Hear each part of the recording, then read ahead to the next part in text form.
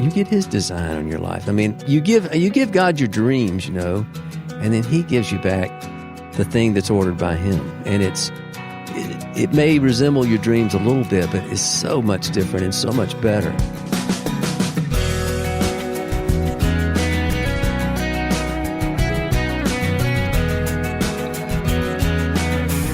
Today's first-person guest is a talented musician who blends many genres into his own unique style. Buddy Greene will join us today.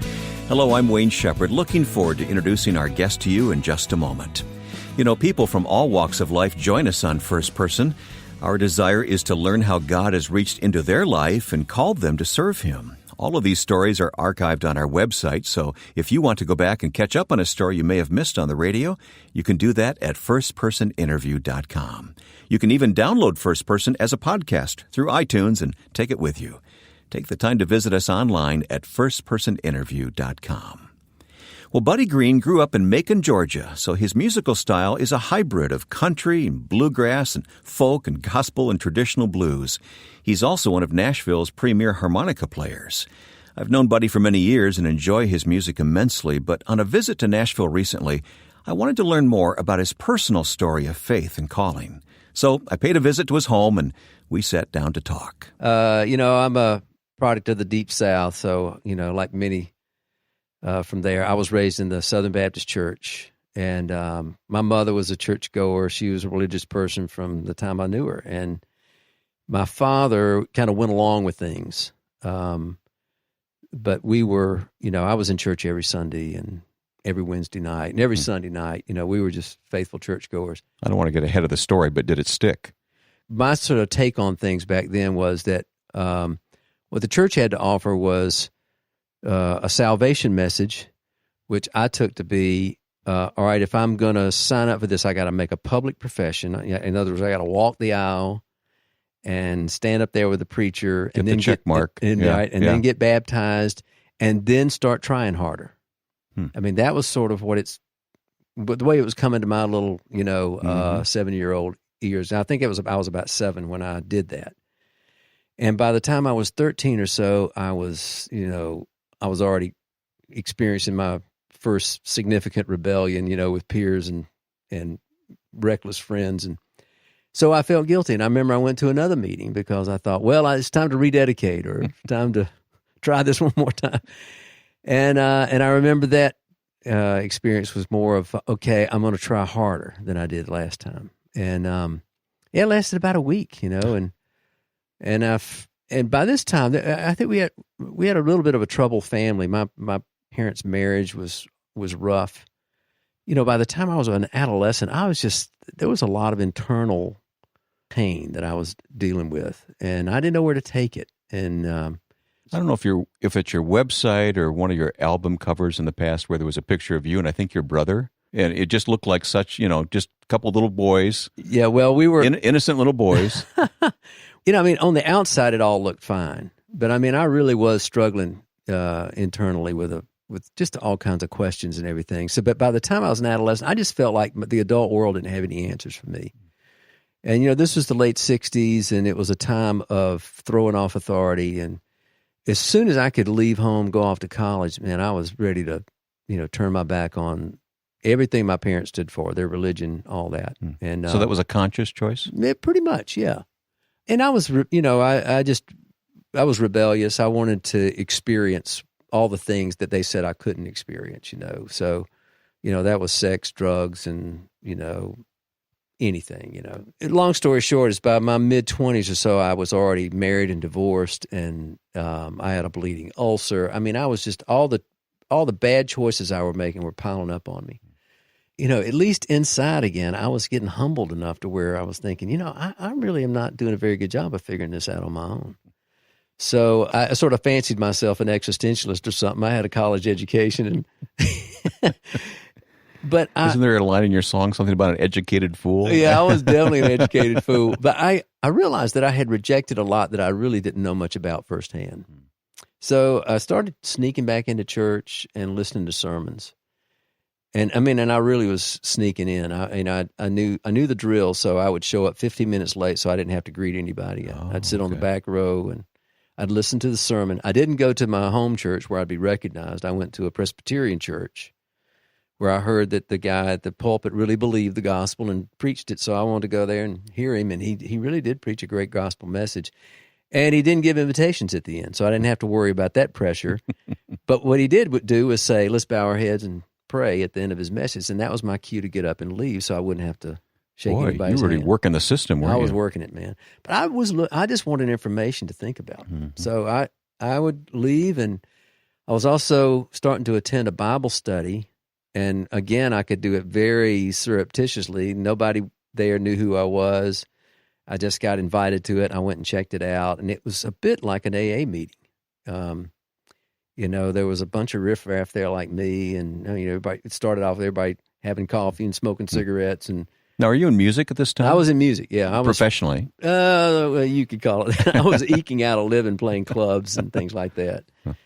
And so I would go to these things, and it was really a great experience because it felt safe for all of us to ask questions that we would never ask in church. So, we were asking questions about sex, smoking pot, and all the stuff that we were doing and didn't want to give up.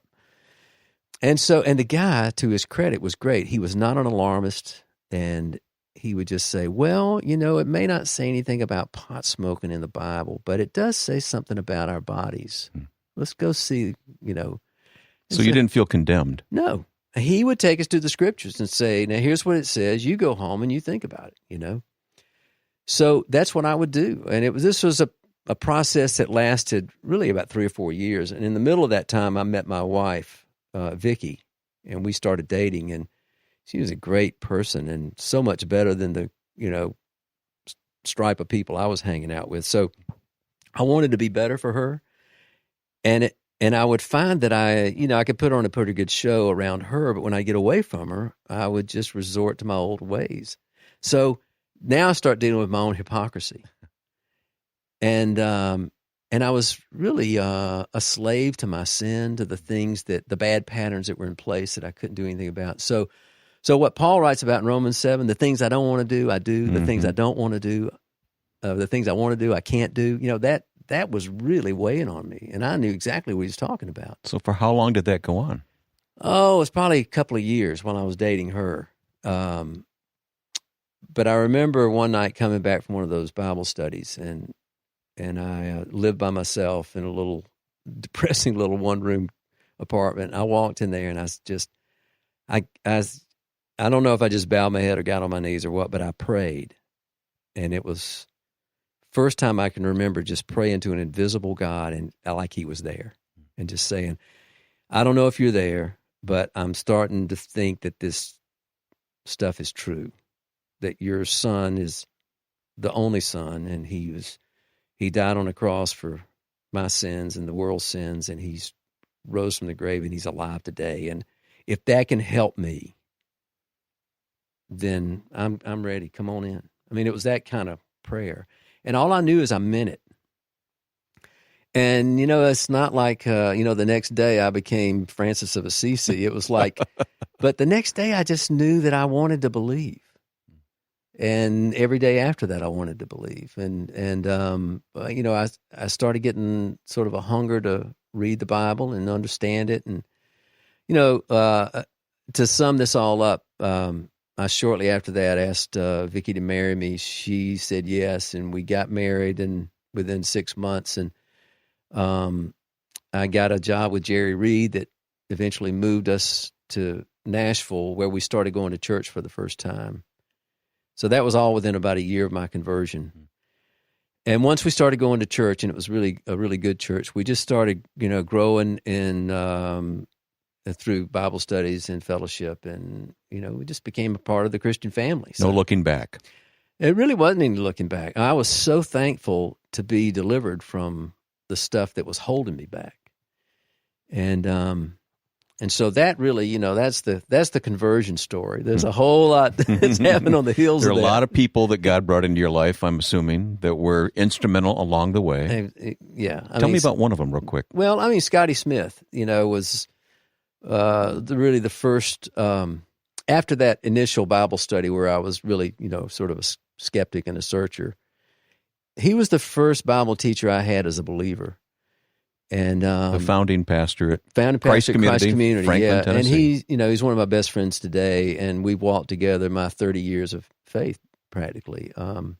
He knows me not as well as anybody, and I know him pretty well, and he has always been a grace teacher in my life, and somebody who's not only taught me a lot about grace, but about the kingdom, about our purpose. And all along the way, I mean, he's one of these guys I have just never felt condemnation from Scotty. He's always been an encourager and somebody who, would point me to the cross and to an empty tomb and say, that's where our hope is, brother. You got to thank God for friends like that. Man. And I've got many more. Steve Brown. I mean, just good teachers like that, and then great friends like, well-known ones like Bill Gaither and all. But then so many that I've just met through going to church or being out on the road. Jeff Taylor, sheesh, I couldn't ask for a better road mate than that guy, and just a great friend. And we're iron sharpening iron. I was just thinking that same verse myself. Yeah. That's how God does it. Exactly. Yeah, it's definitely not a solo ride, thank God. More with Buddy Greene coming up today here on First Person. Stay tuned for the second half of our conversation. One of the ministries I've been able to spend time with recently is Operation Mobilization. OM's mission is to mobilize people to share the knowledge of Jesus and His love with every generation and every nation. OM pioneers and leads initiatives to redeem lives and rebuild communities and restore hope. And one of the ways they do that is through their SHIP ministry. And within the next few weeks on First Person, you'll learn more about this vital aspect of the OM ministry.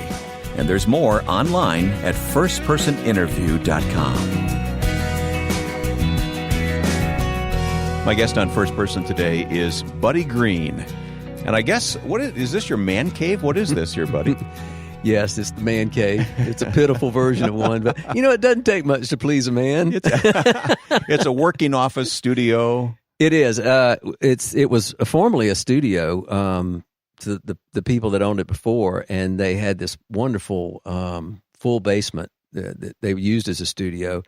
I was just looking for a space that would contain Buddy World, and so my assistant has an office in the next room. This room here kind of doubles as my office, and also it can be a family room. We've got a TV down here, and it's a practice room whenever I have some musicians over here, and we'll jam and practice and rehearse and things. So. Got your little case of harmonicas right over here to the side, and there's as you never can see, far away, are they? No, they're not. But as you can see, there's not much order to the madness. It's just that's okay. Mayhem. That's all right. That shows you have a creative mind, isn't that what they say?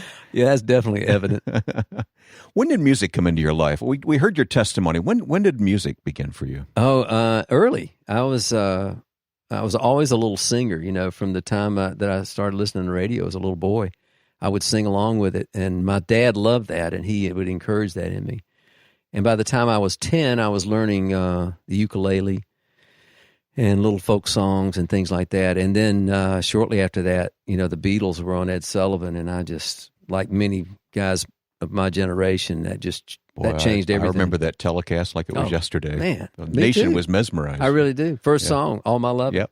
Their little suits and narrow ties. Yeah, I remember seeing that, and I was a little kid. I was too little for sports and all these things. And when I saw those guys up there making those girls squeal, I said, I want to try that. So, it wasn't long before I was learning Beatles songs on that ukulele, and then and I found a few friends who had the same aspirations, and in no time we had a little band. We called ourselves the Flying Beatles, and eventually the ukes and the bongos gave way to guitars and drums, and we became buddies. And then we were quite a local hit, around Macon, Georgia. We played all the way through our teen years, through high school, doing local dances and civic clubs and things like that. You told the story of coming to Christ and that transition, which is wonderful to hear. Mm-hmm. What was happening musically, and how did that change? Did that raise any questions in your mind about what am I doing with music, and can I continue with music? Yeah, well, initially it didn't. I knew I wanted to give music another shot with a different attitude, But I was still thinking, that my destiny was going to be in some secular direction. Okay, all right. I mean, I didn't really know anything about Christian music. I didn't. Christian music to me was just what you sang in church, So I was becoming aware a little bit of contemporary Christian music, and I actually had a good friend, Mark Hurd, who was in that. Boy, what a songwriter! Great songwriter, and he was a little bit on the fringes, and that's a whole other story. His was a real he was a great encouragement to me early on, but his music was. But I was really thinking I'd be in country music or something. And as I said earlier, I got the job with Jerry Reed, who was a great country music entertainer, and that moved me to Nashville. And as I toured around with him, I think over the next few years, I was growing as a baby Christian, and I kind of had new eyes. So all of a sudden, as I saw someone who was as successful as Jerry, I mean, he had achieved everything that I was aspiring to, but it looked a little empty. I mean, it was like, gosh, do I really just want to be in a hillbilly bus going down the road and playing big honky tonks like Gillies, or I don't know, the trappings of it. It all started losing its appeal to me, and so I really started thinking after 3 or 4 years of being with Jerry that I would maybe go back to school, and I'd been an English major in college. And I thought I'll just teach and play music on the side. And about that time, I'd been writing songs about my faith, learning a little bit more about Christian music. And anyway, I came to the attention of a guy named Bob McKenzie. And Bob was a mover and a shaker, a good friend of Bill Gaither. And he heard my music, gave me some good advice, offered to cut some of my original songs. And that brought me to the attention of Bill. He introduced us, and Bill liked what I was doing because it was different. It wasn't informed by contemporary Christian music as much as it was informed by Jerry Reed and bluegrass and all this, sort of There's a musical difference there. Yeah. And what's the time frame here? This would have been about 85, 86, something like that, when I was working on my first album. And so I remember Bill invited me to Praise Gathering. And I still had the job with Jerry, but I went up there, and here I was, this unknown. Bill introduced me, and I did some song that night, and got a great reaction from the people. That led to Bill asking me to go out on tour with him, and I had to turn it down because it wasn't a full job. It was like a couple of months of touring, and I said, I got to keep this job that I've got. Well, I mean, the next day, I got let go by Jerry Reed's organization because they were having to cut back. And they kind of knew I had aspirations and they knew about the album and all this stuff. So, I mean, I've never been so happy to be fired in my life. I got my... That made your mind up for you. That's right. I got my 2 weeks pay, and I did somersaults out the door and called Bill and said, hey man, I'll still go on tour if you want me.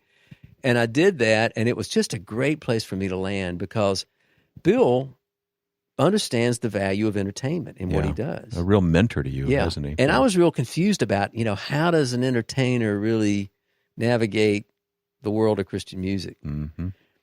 And Bill, rather than stifle that, really showed me how that, there's nothing wrong with being an entertainer, and he was very also, I mean, you knew also that the main thing Bill wanted to do was bring people into the presence of Christ. Right. And have an experience with the body of Christ, and all of that appealed to me. So I really just kind of sat on Bill's stage for, a couple of years and played 2 or 3 songs a night and played harmonica in the background and took notes and saw, wow, this is something I'd like to do. And it really opened the door for that. Someone has said that we don't get the life that we deserve, but we get the life that God designs for us. Buddy, when you look back now, go back over all these decades, I'll be honest. Yeah, and a long time. And see how God has traced your life out for you.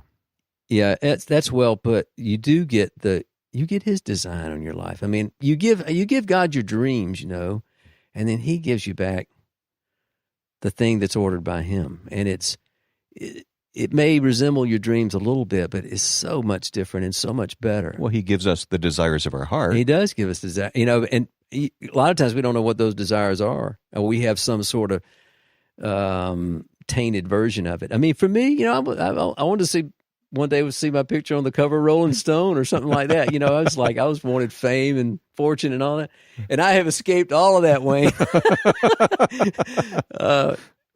It's what I have. Well, first of all, I've got an amazing wife of 30 years now. I've got 2 amazing children who are growing into beautiful adults. I've got a son-in-law, and hopefully we'll have some grandkids before too long. But it's, those things are the most important thing to me, and I think that if I'd have chased the dreams the way I want them, that wouldn't have happened, or it may have been disrupted in some way. So I thank God for that, and then I thank God that I've been able to, for a long time I was strictly a Christian musician, and I have to admit that after 10 or 12 years of that, I really felt boxed in, and I think what God was showing me there was, until you get out of the salt shaker, you're not realizing your purpose here in this world. We're witnesses for a reason. I'd say for the last 10 or 12 years to realize that I'm not so much a Christian musician as I am a Christian who is a musician. Skillfully disguised. Yeah. I mean, that's my trade. And so therefore, I don't limit what I do to the church or to just Christian-sponsored events or things like that. I get a lot of good opportunities these days to go play in music clubs or at festivals and things like that that would be called secular or whatever. But what it is, it's a chance for me to go and meet people. It's a chance for me to go and sing the gospel, to be a musician, to help out, make new friends, and gosh, I love that. And one of the greatest validations I had was one night standing in a club, and the sound man, we'd had a great night, and we'd sung gospel music, we'd sung Doc Watson music, we'd sung Beatles, we'd done all this stuff. People had a great time, and as they left, I was standing there, and I thanked the sound man. I said, "Man, you did a great job tonight. I just totally relaxed, and I didn't have to worry about the sound, and thank you for doing a good job." And he just smiled. He was a big old guy. He smiled, and he put his arm around me, and he said, "I like what you do." And here it was from a guy who I knew he was not a churchgoer, but that night, I think he had smelled the fragrance of Christ, and it smelled good. Man, that was a really great confirmation for me. Well, if you're not familiar with Buddy Greene's music, I hope you will take time to listen to some samples online and get to know this man who is so talented and sings his music for all the right reasons. We'll place links to Buddy on our webpage, firstpersoninterview.com. One extra thing that we will do is provide a link to another special radio program I did with Buddy a few years ago in the studio with our friends Michael Card and Jeff Taylor.